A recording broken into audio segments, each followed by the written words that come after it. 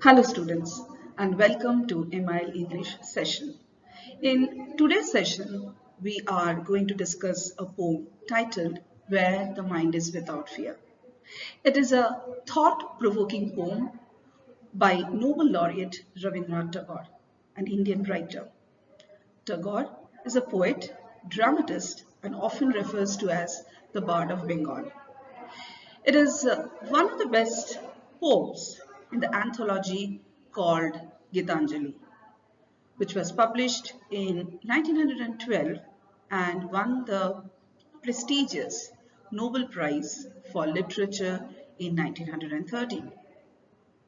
Now, when Tagore composed this poem, his mind was confined by chains of slavery like any other common citizens of India, because India was under the clutch of the British rule where freedom was like daydreaming.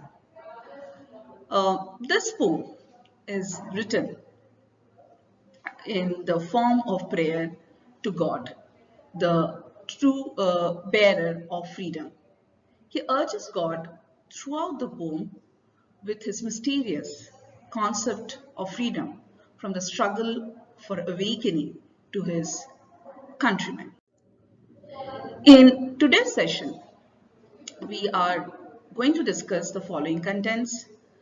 Know the poet Tagore, summary of the poem, critical analysis, form and tone, the mood of the poem, conclusion. Under conclusion, we'll have figures of speech used in the poem. The only Indian Nobel laureate in literature, Rabindranath Tagore, is and must be considered as one of the greatest Indian writers. Primarily, he used to write in Bengali. Later on, he himself translated most of his works into English. He used the shades of the Indian history, philosophy, religiosity, and above all, patriotism in most of his literary outputs.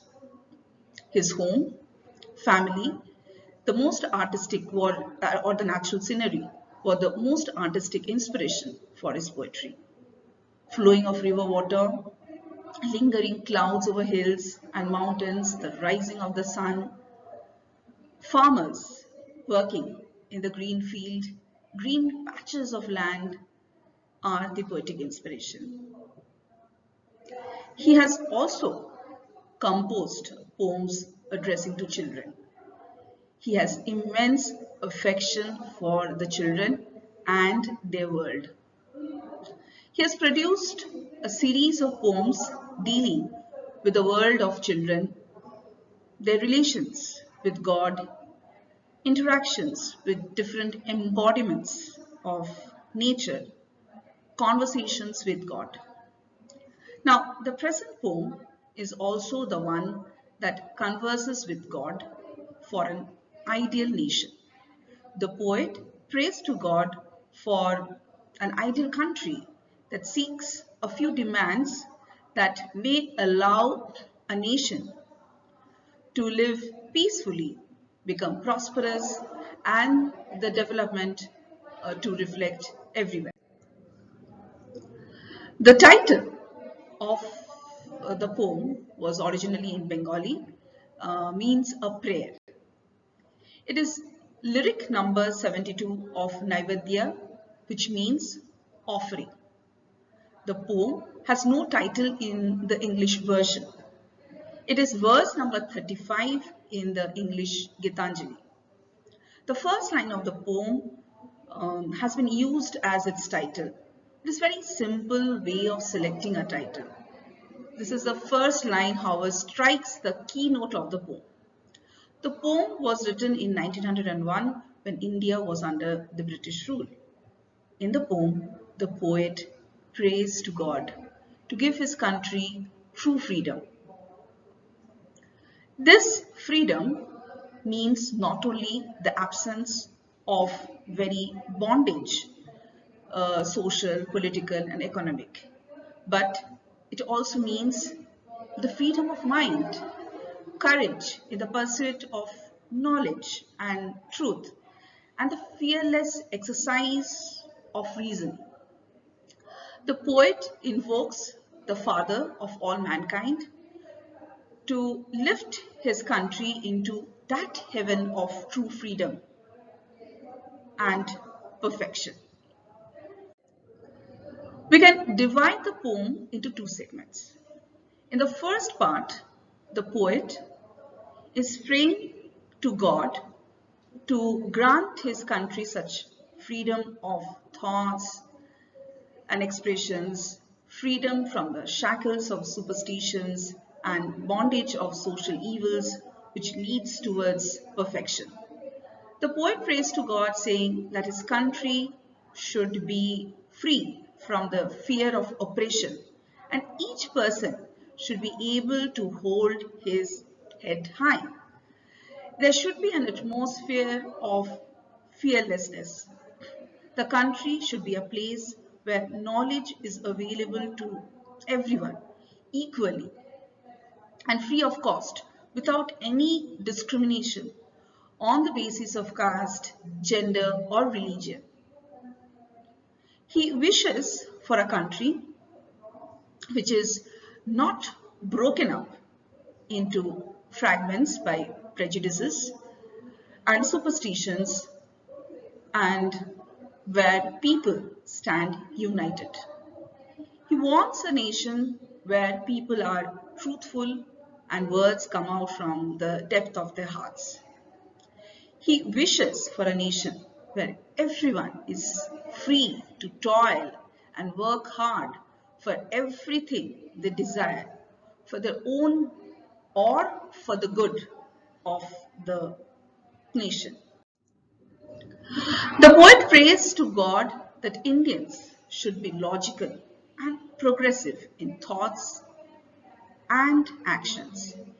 He wants the power of reason to dominate the minds of his countrymen. He does not want the stream of reason to be lost among outdated customs and traditions. It should be a nation where blind superstitious habits of thought and action have not put out the light of reason, where people's mind should not dwell in the mistakes of the past nor be possessed by it. On the other hand, they should be led by the power of reasoning to be focused on the future by applying logical thought and action. He wants the country to be led forward by God into the freedom of broadened attitude and mindset. He requests the Father to awaken his country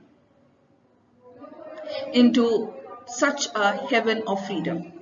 It is only by the universality of outlook and an abiding passion for the realization of great human ideals that India will achieve her true freedom. This way alone will she realize her destiny. Let us now critically analyze the poem. The poem is in the form of a prayer to God for the poet's country, that is India, details his wishes and requests that he puts forth to the one he worships.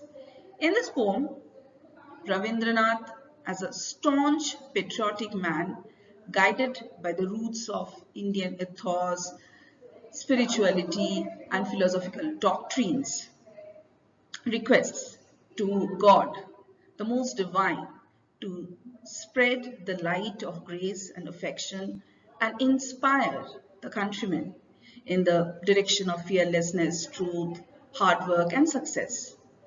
The poet in one breath keeps his vision for an ideal India in front of his Aradhya, that is God, and seeks the same being translated into reality. He requests for a country where people speak with confidence, education is free for all and free for any negative goals. No partition within the country in any possible form of enmity, regional bias, or religion, where people have rational thinking and people should move ahead in their personal life as well as contribute to the nation's development by their hard work. The poet believes that only then India can become a heaven for Indians. Going deeper, the poet has shown us what an ideal nation with its freedom should look like, how the countrymen should behave and act, how things should be when India becomes free by using narrow domestic walls. The poet seems to suggest that when the Britishers won't be in the country, India will seldom have any fear from the outside. However, we must not create walls within the country and divide ourselves into different fragments based on religion, largely, based on beliefs, based on region, based on political beliefs, and so on. All the domestic walls are narrow-mindedness in action, and we must not do that.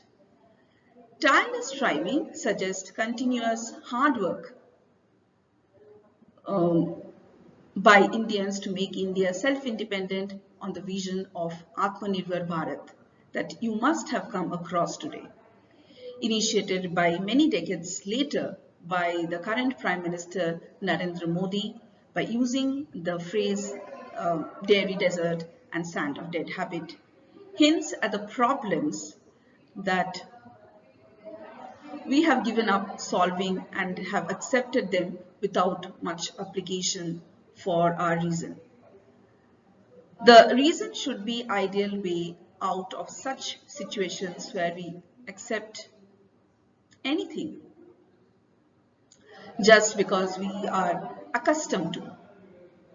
The poet suggests to the readers that he's asking his Aradhya or the god to inspire the habit of reason in the countrymen so that we become able to properly analyze the situation, understand our actions and not believe anything because we have been believing so far. The poet clearly seems to suggest that we need traditional, social, civilizational and cultural evolution from time to time. Only then our Aradhya or only one person can help us in doing this, that's God, the one who leads everything. Say Krishna or Ram or Vishnu or Brahma or Mahesh can lead us into an awakening that experiences such as a morning when India will awake into a land where the mind is without fear of any kind. As far as the tone and mood of the poem is concerned, it is an 11 lines poem without any identified rhyming scheme. It can be understood as a poem has been translated from its original version in Bangla or Bengali. It is composed in a very simplified language so that originally seems to exhibit in this translated version. It is a very straightforward poem with no any under the surface connotations. Usually, a poem comes with many ornaments of language like metaphor, hyperbole, irony and others. However, in this poem, where the mind is without fear, the poet has decided to keep things simple and instantly communicating to the readers, even younger readers. It is in a single set of not very complex lines that goes to the last line of the poem. In fact, the entire poem is one single sentence broken into different sections with a semicolon at the end of each line. The poet seems to be in a posture of thoughtful prayer. Therefore, it has no such pauses that can make the readers feel that the poet is taking time in thinking what to write next. It can be said that the poem is entirely coming out of the poet's heart spontaneously without any flittering of emotions or thoughts. Now let us discuss on the themes of the poem. There are two themes, significant themes we will discuss. The first one is Bongo Bongo, division of Bengal. In 1905, the Indian state of Bengal was divided into two parts by the British. One was West Bengal and the other part was known as East Bengal. East Bengal later became Bangladesh in 1971. The division was done according to the policy that came to be known as the divide and rule policy.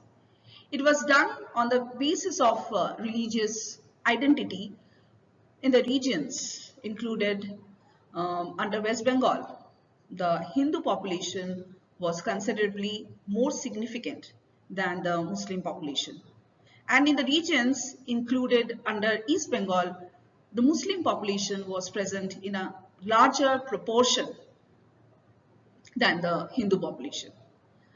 The division of Bengal was known as Bongo Bongo in the Bengali language.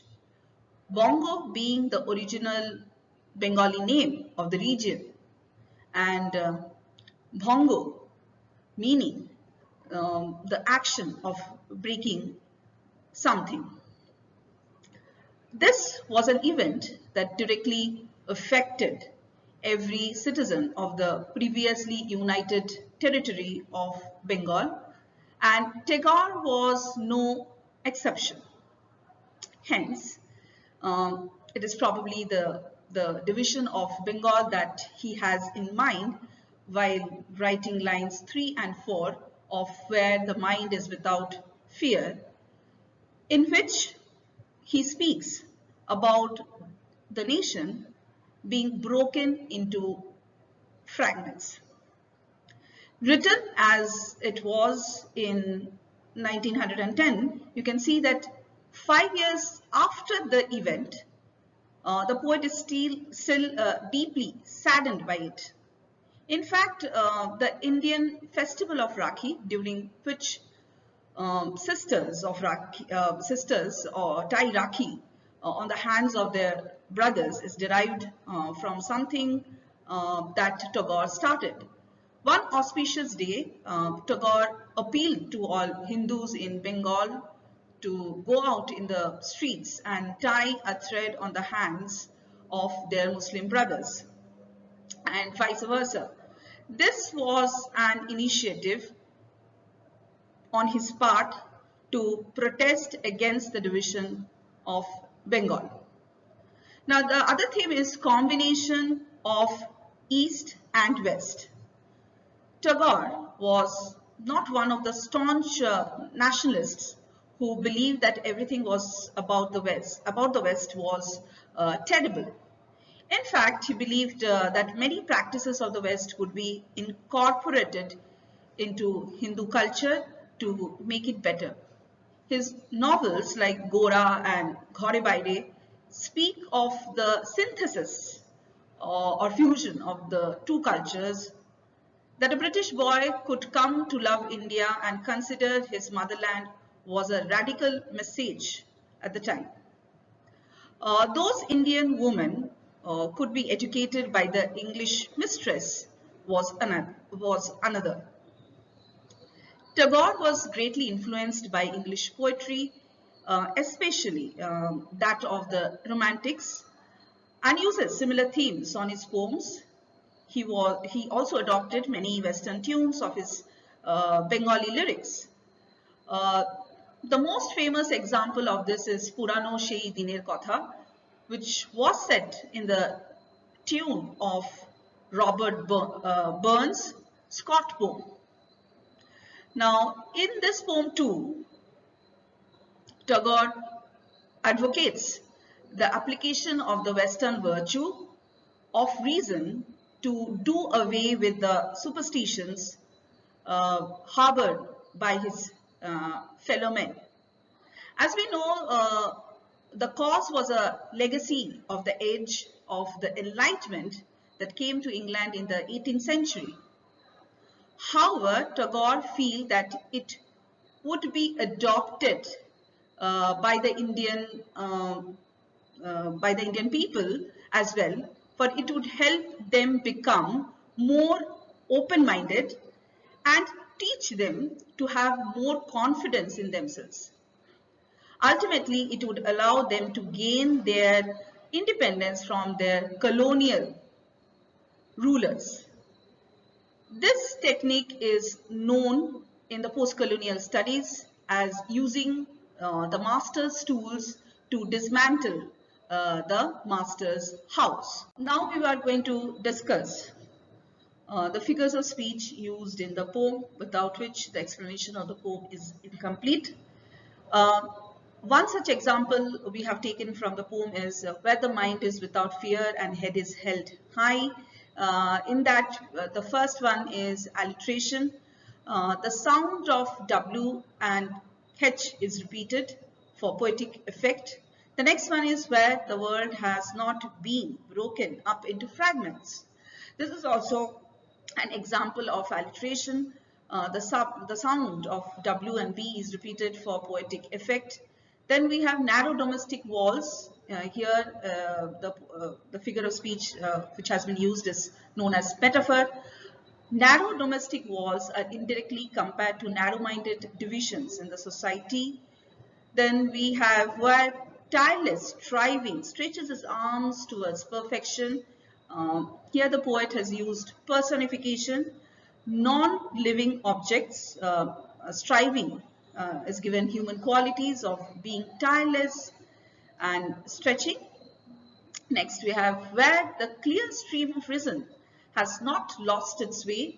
This is also an example of metaphor. The figure of speech here is metaphor because reason has been compared to a clear stream.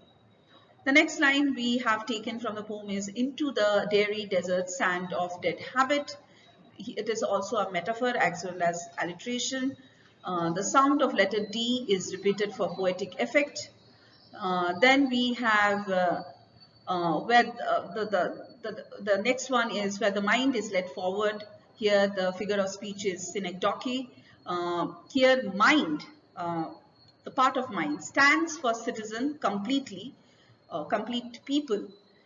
Then you have into that heaven of freedom, my father, let my country awake. The figure of speech used here is apostrophe, where you can see throughout the poem it's an indirect appeal to the readers, but here in this line we have a direct address has been made to the Father, the God who is not present there. With this, we have come to the end of the session. I hope this session has helped you to get a better perspective of the poem. Please feel free to raise any doubts in the upcoming session. Don't forget to go through the spellings to be uploaded on the GRMS portal.